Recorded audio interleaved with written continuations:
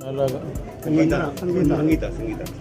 सांसद जी, संध्या के साथ थाने में 3rd डिग्री टॉर्चर अमानवीय व्यवहार पूरी तरह से, लेकिन जांच के नाम पर मामला पूरी तरह से रफा दफा करने की कोशिश की जा रही है। आपकी मुलाकात की है, क्या समझ? देखिए, अभी मैं इटावा आया हूँ, तो इटावा में एक संगीता महिला है जिसके पति टीचर हैं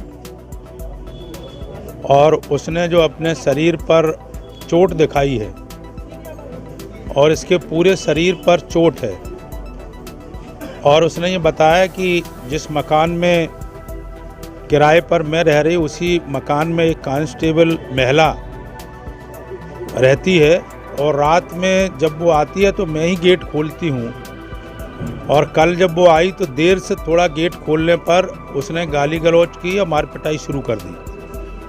और उस मार पिटाई में उसने जो है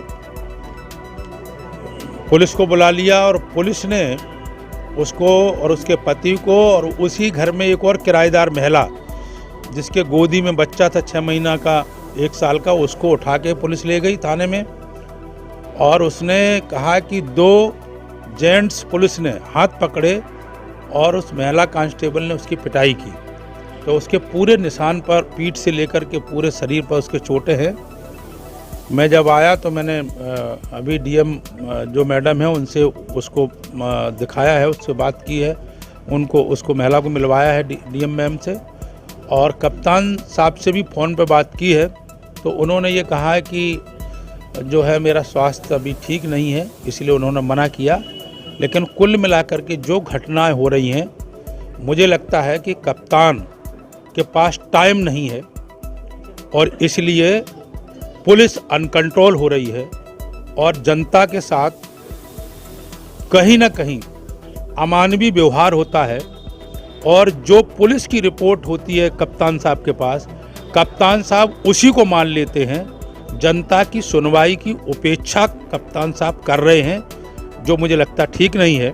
और जनप्रतिनिधि यदि कहते हैं तो वो पुलिस की बात को ज़्यादा वजन देते हैं, चाहे हमारे जिलाध्यक्ष जी कहें चाहे और लोग कहें।